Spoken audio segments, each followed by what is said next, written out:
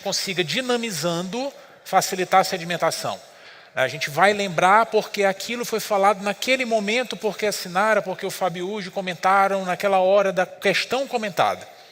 Esse é o bloco de questões do Hard Work, o bloco de questões da Live das Lives, que é o momento em que a gente lembra alguns temas importantes,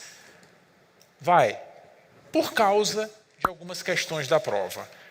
Então, vai começar agora o bloco de questões.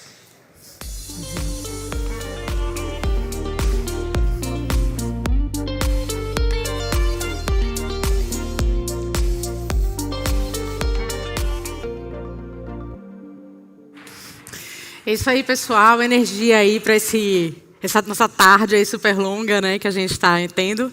Vamos começar aí nosso bloco de questões. E aí a primeira questãozinha que a gente vai dar uma olhada é uma questão que caiu no INEP 2020, que é uma questão de triagem neonatal, fazendo parte aí dos exames de triagem neonatal. A gente sabe que quando a gente fala de triagem neonatal, existe uma série de situações aí que servem para a gente, não para a gente dar o diagnóstico, mas para a gente triar, para a gente investigar aquela criança, não é verdade? Quantas crianças que a gente vê que muitas vezes apresentam o exame de triagem neonatal alterado e a gente precisa muitas vezes de um exame confirmatório, né? Essa é a nossa primeira questão. Observem que é um recém-nascido, né, que ele diz para a gente que tem 24 horas de vida, fez o teste de triagem neonatal, fez o famoso teste do coraçãozinho, né? E aí ele fala que na saturação do membro superior direito ele veio com 97% de saturação de oxigênio e na perna direita ele veio com 93% de saturação de oxigênio. Para tudo, a gente tem que primeiro identificar e entender o que é o teste do coraçãozinho. O que é o teste do coraçãozinho e para que ele serve?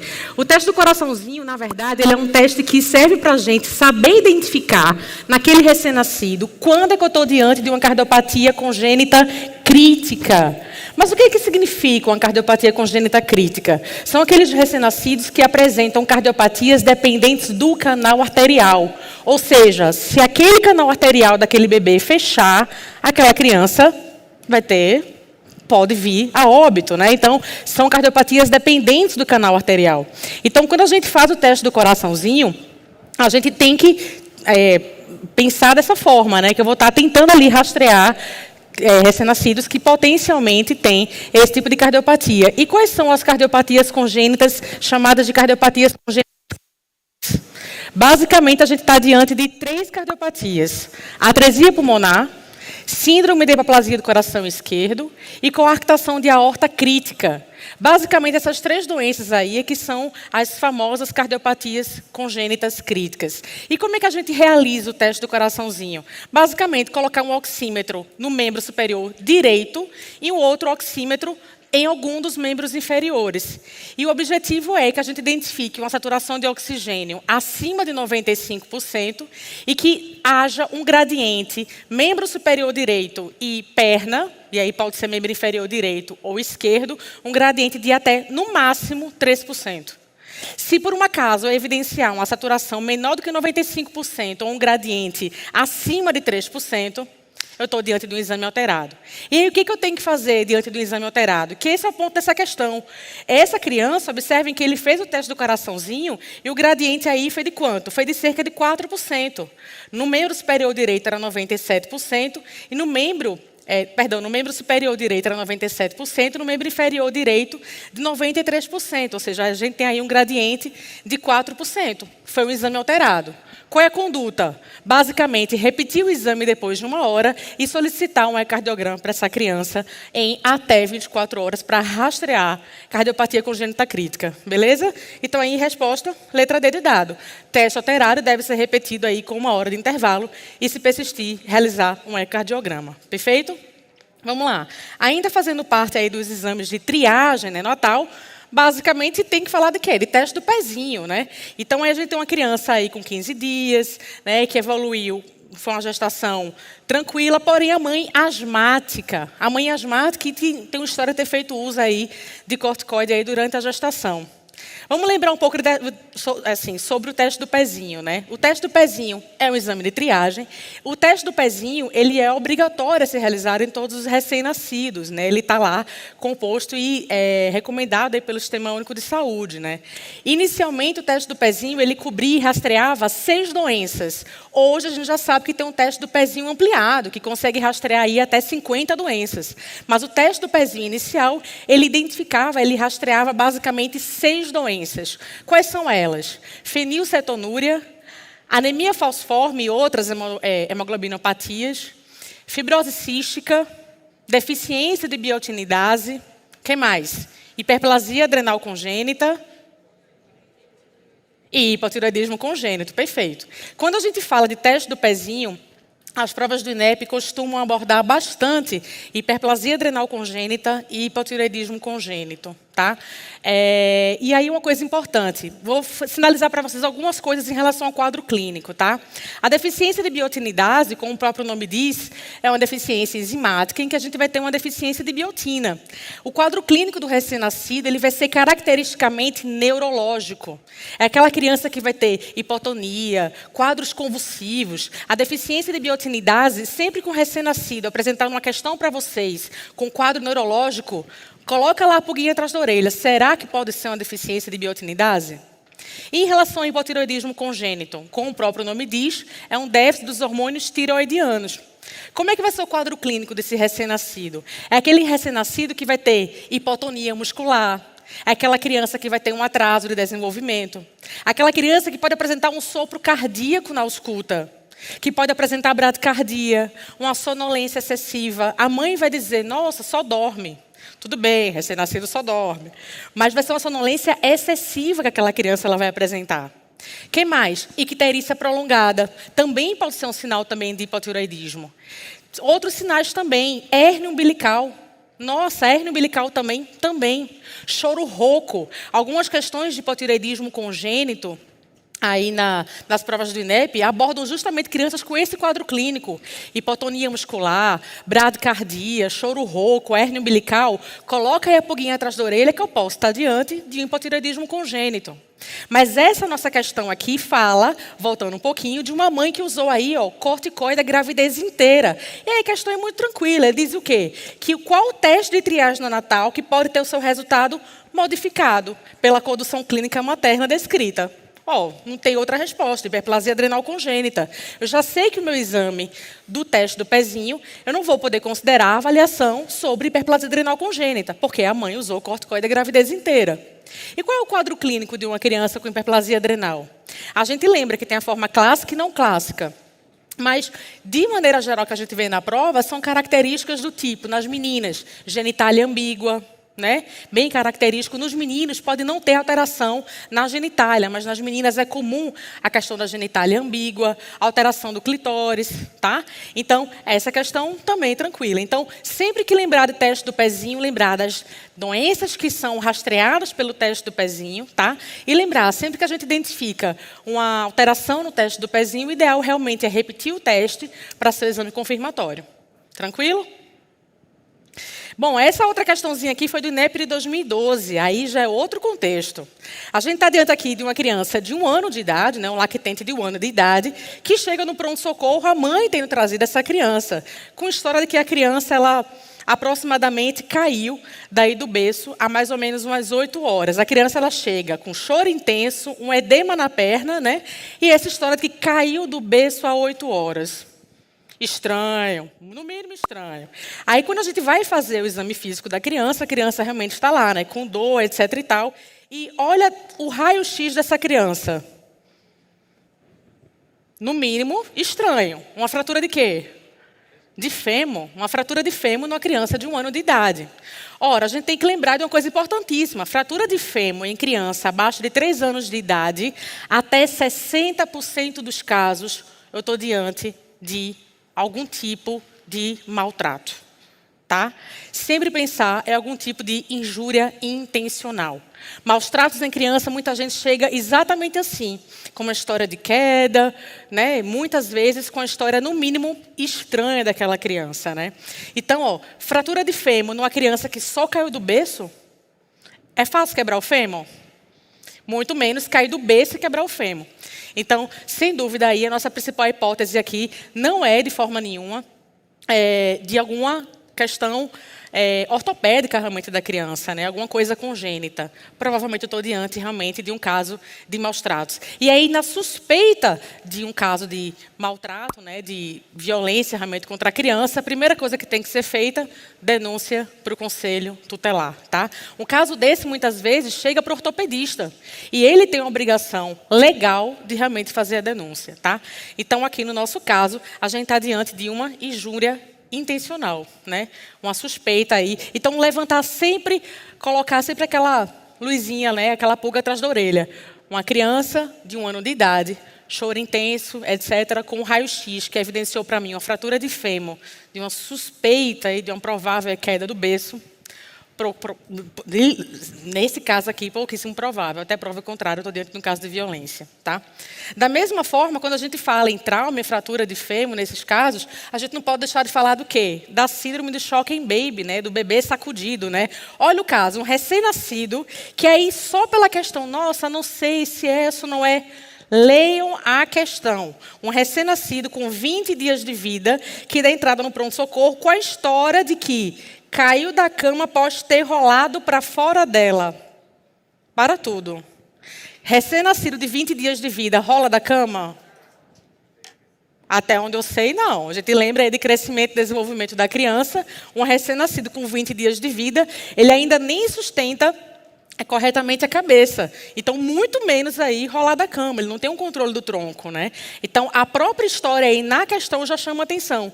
Um recém-nascido de 20 dias de vida já não rola da cama. E aí tem a história de que ele caiu da cama mais ou menos 6 horas. E aí, no exame, estado geral regular, mas o que é que chama atenção aqui? Exame físico. Ele tem, no exame do fundo de olho, ó, hemorragia retiniana bilateral. E uma tomografia de crânio que não mostra fratura, que a gente esperaria diante de uma queda. Mas ele mostra o quê? Hemorragia. Hemorragia subaracnoide sem sinais de fratura. Eu estou diante de quê? De uma provável síndrome do bebê sacudido. Tá? É a lesão por concussão cerebral. Por pegar a criança e sacudir a cabeça da criança, e você tem hemorragia. E aí a tomografia pode não só apresentar hemorragia, pode apresentar edema, né, sinais realmente de que houve aí realmente uma concussão cerebral. Então, sem dúvida, o assunto de maus tratos aí na pediatria, a gente tem que lembrar a síndrome do bebê sacudido e as fraturas que podem aparecer para vocês em prova, que podem sinalizar e fazer a gente realmente ter a suspeita de algum tipo de maltrato aí dessa criança, tá? Bom, e por último aqui, uma questãozinha bem interessante aqui para a gente poder analisar imagem. Olha só, uma criança, né, a termo, APGA bom, peso bom, mas que apresentou aí nas primeiras 24 horas de vida, olha só, uma cianose, cansaço. O exame físico, realmente a criança ela tem um desconforto, clinicamente ela não está bem. E aí, por conta da cianose, fazem um teste de hiperóxia, ofertam oxigênio para aquela criança e para, né, surpresa do examinador, a saturação de oxigênio não aumenta. A saturação que antes era de 70%, ela vai para 72%, ofertando uma FiDO2 a 100%, que é o teste de hiperóxia. Houve mudança? Não houve. Então, gravem isso. Recém-nascido, com 24 horas de vida, que evolui com cianose, desconforto respiratório. Se faz o teste de hiperóxia, a criança não responde? Para tudo. Estou diante de uma provável cardiopatia congênita. E aí, que tipo de cardiopatia congênita? Olha só o detalhe do exame físico. Na ausculta, ele diz assim, não foram auscultados sopros na ausculta cardíaca. Não é observada a presença de sopro na ausculta cardíaca. Se eu não observo sopro na ausculta cardíaca, eu estou diante de um recém-nascido com 24 horas, cianótico, né, que não responde ao teste de hiperóxia, eu estou diante de uma cardiopatia congênita provável e o pior, dependente de canal arterial. Provavelmente aquele canal arterial fechou e essa criança descompensou clinicamente, né? E aí ele pergunta para a gente qual hipótese diagnóstica provável, né? Bom, a principal hipótese diagnóstica provável para esse nosso paciente é uma transposição de grandes artérias. Por quê? Canal arterial fechou. Canal arterial fechou, eu vou ter que realmente ligar, né, o Prostin para esse paciente, que é a prostaglandina, para tentar reabrir aquele canal arterial, né? E aí, o raio-x de tórax, ele coloca assim: a radiografia de tórax mostrou uma área cardíaca aparentemente sem alterações e um aumento da trama pulmonar. No caso da transposição das grandes artérias, a área cardíaca ela pode ser normal ou aumentada, mas a principal característica do raio-x de tórax é esse formato aqui, ó, que parece um ovo. Literalmente é um ovo que a gente vê no raio-x de tórax, é o formato ovoide. Tá? Então, o raio-x de tórax de uma criança com suspeita de transposição das grandes artérias é assim. É um coração em formato ovoide, um mediastino estreito, porque os vasos vão estar do lado a lado, né? E uma trama vascular pulmonar aumentada, né? A gente vê que ele tem muito hiperfluxo pulmonar. E é por isso que essa criança ela entra em choque cardiogênico, tá? Então, aqui, na nossa questão, a resposta é transposição das grandes artérias e, ao pensar numa provável transposição das grandes artérias, o que a gente tem que fazer? Ligar a prostaglandina, reabrir aquele canal arterial na marra, porque foi justamente o fechamento daquele canal arterial que fez aquela criança descompensar. Tranquilo, pessoal?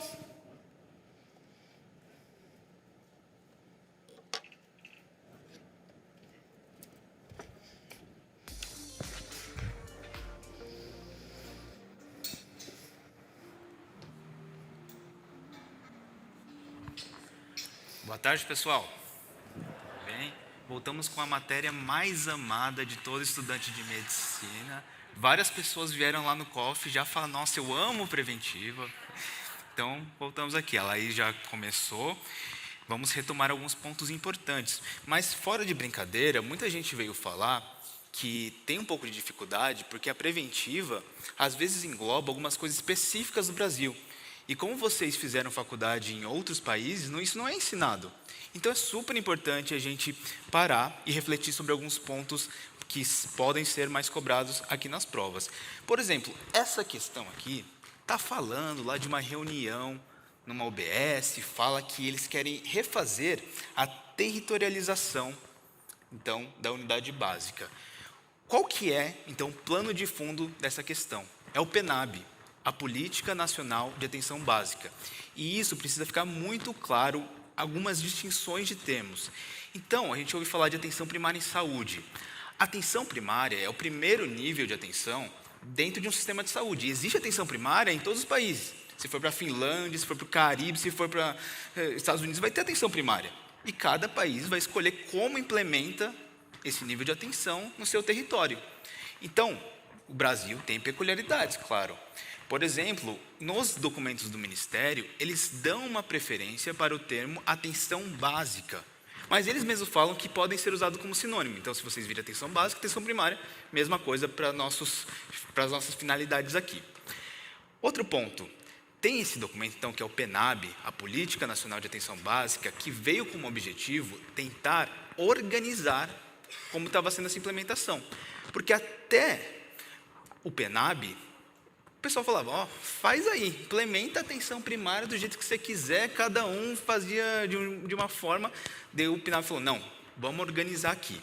E qual que foi a grande sacada? Eles falaram: agora a forma preferencial da gente fazer essa implementação da atenção básica vai ser pela estratégia de saúde da família.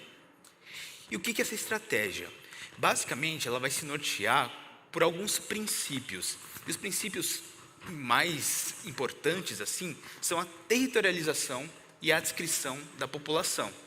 Então, cada unidade básica, cada equipe vai atuar em um território definido.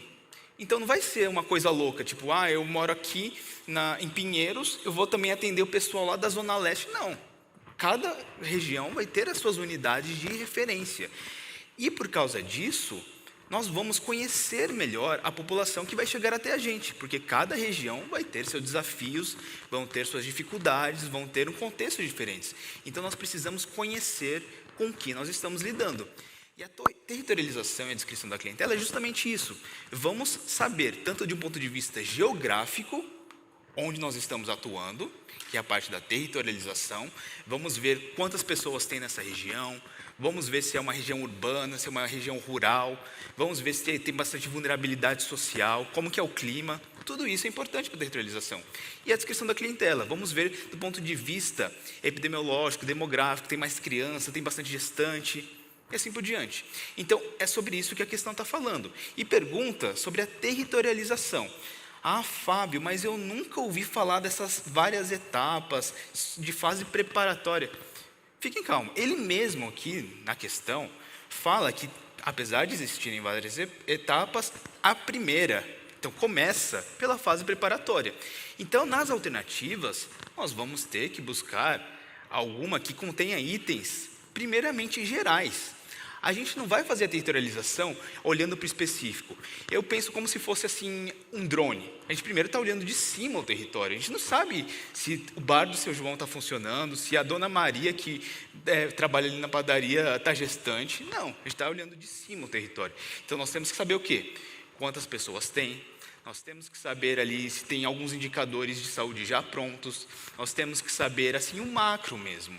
Depois nós vamos passar pelas outras fases, que daí seria a fase de delimitação do território, seria a fase de apropriação, então conhecer realmente quais são os instrumentos sociais de saúde que tem ali, conversar com as lideranças e pessoas importantes do território, até a gente bater o martelo. Então, esse é o território da nossa UBS, tem essas microáreas, mas a fase preparatória é a fase mais geral e mais inicial. E é por isso que a alternativa correta é a letra D. Fala de levantar documentação, fala de dados demográficos, econômicos e definir responsabilidade, quem que vai ajudar nesse processo. Todas as outras já têm itens que vão mais para frente. Então, fala, por exemplo, delimitar o território que ainda não é, fala de já falar com as lideranças, fala de realizar entrevista com as pessoas. Tudo isso são fases posteriores, que são importantes, mas não fazem parte da fase preparatória. Então, é isso. Não precisa se desesperar caso tenha algum termo que vocês nunca viram, algum detalhe ali. Com bom senso, a gente consegue fazer a maioria das questões. Só para a gente continuar no PNAB, tem alguns outros pontos que podem ser cobrados. Então, por exemplo, pode ser cobrado o que consiste uma equipe de saúde da família. Qual que é a composição mínima que o PNAB recomenda para a gente falar, isso é uma equipe de saúde da família. Se não tiver isso, a gente pode ser uma equipe de atenção básica, uma equipe de qualquer coisa, mas não é equipe de saúde da família. Precisa ter um médico, um enfermeiro, técnico e ou auxiliar de enfermagem e agentes comunitários de saúde. Opcionalmente, podem fazer parte agentes de combate à endemia e profissionais da saúde bucal, mas eles não são obrigatórios, como os primeiros que eu falei. Outra coisa que podem cobrar, quantas pessoas podem ser atendidas por uma equipe só? Por quantas pessoas uma equipe pode ficar responsável? A gente sabe que, na prática, isso ultrapassa muito mais, na grande maioria das vezes, mas o que o PNAB de 2017, que é o mais recente, fala, entre 2.000 a 3.500 pessoas. Ah, Fábio, mas eu já vi um monte de lugar falando 4.000. O Ministério da Saúde não é conhecido pela consistência dele nos documentos. Então, às vezes a gente vai olhar alguns outros documentos, vai ter um 4.000 solto ali, mas a principal fonte é o PNAB de 2017 e está falando 2.000 a 3.500 pessoas. Anteriormente, também, no PNAB de 2011, era 4.000, então por isso às vezes dá essa dúvida. Mas, a princípio, se cair alguma coisa diferente, a gente pode entrar com recurso, tá bom? Outra coisa, agentes comunitários de saúde, por quantas pessoas eles podem ficar responsáveis? O PNAB recomenda que até no máximo 750 pessoas, para ninguém ficar sobrecarregado. Certo? Sobre PNAB, atenção básica, vamos para o próximo tema. Epidemias.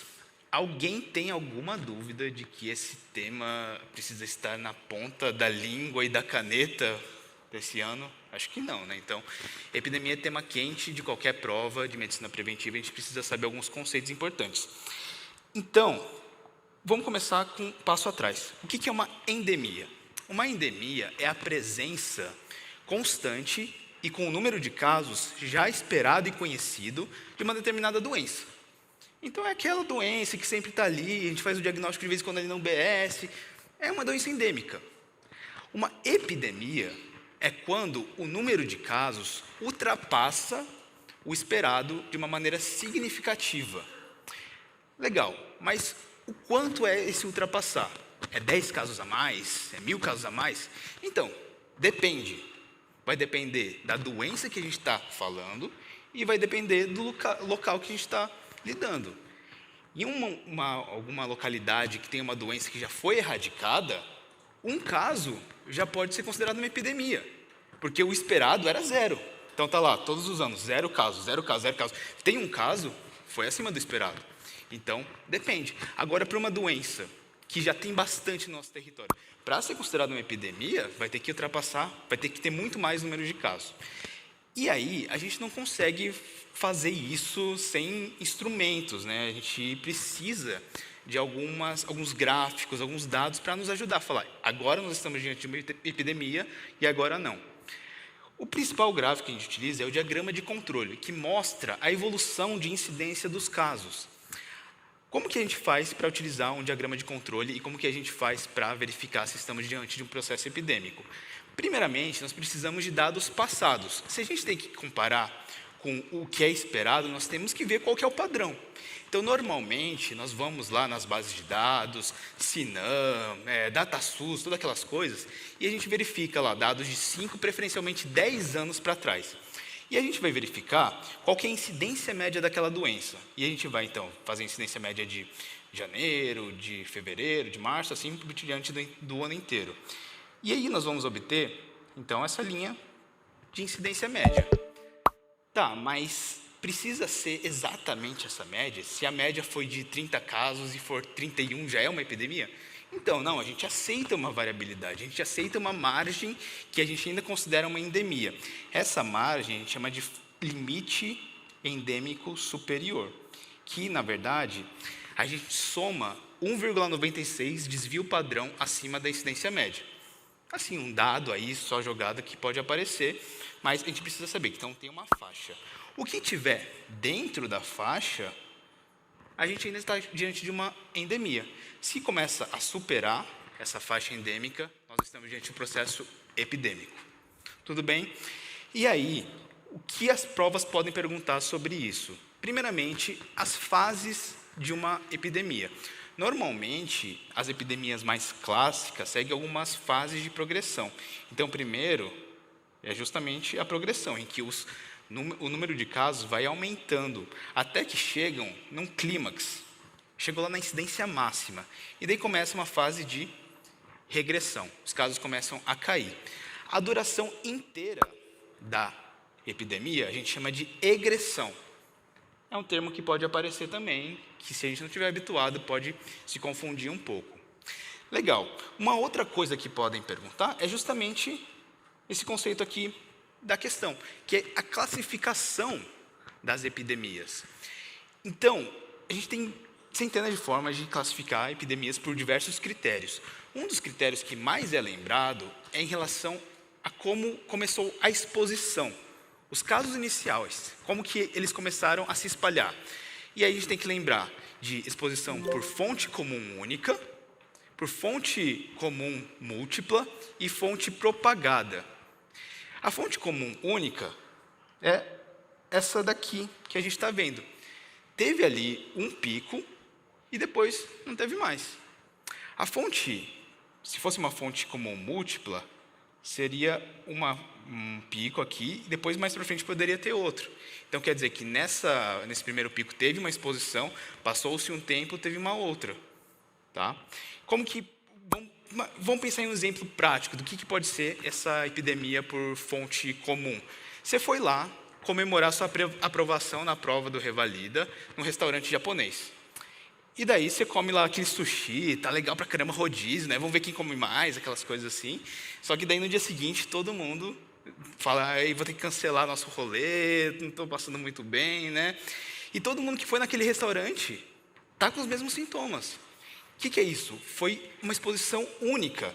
Teve alguma coisa estragada ali naquele restaurante que causou essa epidemia de diarreia. Mas depois que o peixe estragado for embora, acabou. Não se repete. E se esse restaurante, ele toda semana comprar peixe estragado? Então vai ter um pico aqui, pico na próxima semana, que é a fonte única múltipla. Agora, o que é a fonte propagada? É o que a gente está vivendo agora. Passa de pessoa para pessoa. Então a gente nem sabe onde que começou. Só sabe que está indo, a pessoa pega, parece que vai baixar os casos, depois volta a subir. Então, essa lenga-lenga. Então, de forma geral, as epidemias com fonte única são mais explosivas, vão mais rápido, e as fontes propagadas são mais lentas de acontecer. Não é uma regra, mas muitas das vezes está associado.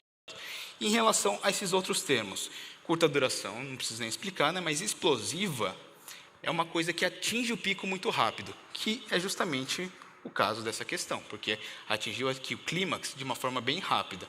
Então, é justamente essa a resposta. Epidemias, tema importantíssimo para a gente revisar. Por fim, indicadores de saúde. Indicadores de saúde pode cair muita coisa, tem infinitos indicadores que podem ser cobrados, mas tem alguns que a gente não pode ir para a prova sem saber, que são clássicos, são utilizados no mundo inteiro para comparar diferentes sistemas de saúde. Gostaria de chamar a atenção de dois aqui: o coeficiente de mortalidade infantil e o coeficiente de mortalidade materna. Coeficiente de mortalidade infantil: número de óbitos em indivíduos menores de 1 ano dividido pelo total de nascidos vivos naquele período, naquela localidade. A gente geralmente utiliza na base 1000 esse dado. O coeficiente de mortalidade infantil, ele pode ser subdividido em alguns componentes. Então, a gente ouve neonatal e pós-neonatal. Qual que é o corte entre esses dois componentes? 28 dias. 0 até 27, neonatal. 28 até completar 1 ano, pós-neonatal. E o neonatal pode ser subdividido mais ainda em neonatal precoce e neonatal tardio. Qual que é o corte? 7 dias. 0 a 6, neonatal precoce, 7 a 27, neonatal tardio. E aí, o que a gente precisa entender? Que dependendo do número dessa taxa, a gente vai classificar em uma taxa alta, intermediária ou baixa. Então, geralmente, o nosso corte para alta é acima de 50, nosso corte para baixo abaixo de 20, e ali entre 20 e 50 fica no intermediário. E por que esse indicador é tão importante para a gente comparar diferentes localidades? Porque criança não é para morrer, não é uma coisa natural, gente. A gente, corta o coração, e muitas das vezes, crianças morrem por causas preveníveis. Morrem por diarreia, morrem por doença respiratória infecciosa, morrem por desnutrição. Então, se um país está com uma taxa de mortalidade infantil muito alta, alguma coisa não está indo bem naquele sistema de saúde. Puericultura não está indo bem, vacinação talvez não seja tão legal. Então, por isso que é utilizada, certo? E a taxa de mortalidade materna é a mesma coisa, é a mesma ideia. Gestante também, quando a gente faz um pré-natal adequado, trata ali as doenças hipertensivas da gestação, fica de olho nas hemorragias, também a taxa de mortalidade materna diminui muito. E como que a gente calcula essa taxa?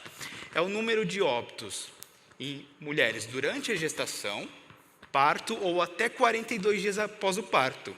E cuidado com o denominador. A gente vai dividir esse número não pelo número de gestações, mas pelo número de nascidos vivos. E por que a gente faz essa diferença? Porque o número de gestações não é um número exato. Muita mulher fica grávida, não vai abrir o pré-natal, nem sabe que ficou grávida. Agora, o número de nascidos vivos é muito mais confiável, porque as pessoas têm que fazer uma declaração de nascido vivo, têm que registrar a criança no cartório. Então, a gente tem uma ideia muito melhor. Então, indiretamente, a gente estima o número de gestações, por causa disso. E a gente utiliza esse número, geralmente, na base 100 mil. Agora, sobre essa questão. A questão está falando que tem 3 linhas aqui. Uma dessas linhas representa a mortalidade infantil total, a outra o componente neonatal e outra o componente pós-neonatal. Agora, fala sério, tem como o total ser menor que as partes? Não tem como, né? Então, só com esse conceito inicial, a gente já sabe que o total vai ser essa de cima, vai ser o verde. Mesmo se eu não souber qual dos dois ali é o neonatal ou pós-neonatal, o neonatal ou pós-neonatal, eu já consigo matar a questão, olha isso. Porque representada pela linha verde, a mortalidade infantil total. Nenhuma das outras fala, ó, linha azul, linha vermelha, gente. Nem para o INEP fazer uma questão um pouco mais difícil, né? Mas, enfim, Apesar de a gente conseguir matar a questão só com essa informação, vamos entender o restante. Daí, por que a gente sabe das outras linhas? Então, fala que o neonatal é a linha azul e o pós-neonatal é a linha vermelha. Então, o neonatal é essa e o pós-neonatal é a linha vermelha. E isso é um padrão que é bastante comum nos países que estão em desenvolvimento, inclusive no Brasil. Geralmente, o pós-neonatal é mais fácil da gente conseguir diminuir, porque são causas preveníveis que eu falei. Então, assim, são essas coisas de diarreia, desnutrição, doenças infecciosas respiratórias, que a gente consegue prevenir e manipular mais facilmente, do ponto de vista de saúde pública. Agora, o neonatal, principalmente o neonatal precoce, é muito mais difícil da gente fazer alguma intervenção, porque é muito ligado com causas periparto e com doenças congênitas. Daí é um pouco difícil da gente diminuir. Então, esse padrão é bastante comum, do neonatal está menor do que o pós-neonatal. E aí, então, com isso a gente mata a questão. E deixa eu ver aqui. E por que a gente fala que é em desenvolvimento? Porque a gente vê aqui que ainda a taxa de mortalidade infantil total está ali naquela faixa intermediária. Não está tão baixa, tipo, abaixo de 20. Está ali, perto de 20, 30. Então, ainda não está um país totalmente desenvolvido do ponto de vista de saúde pública, mas já está em desenvolvimento, teve uma queda substancial nas últimas décadas. Certo? Então, eram essas questões que nós tínhamos selecionado para falar com vocês. Agora nós vamos para um breve intervalo e voltamos com mais shots.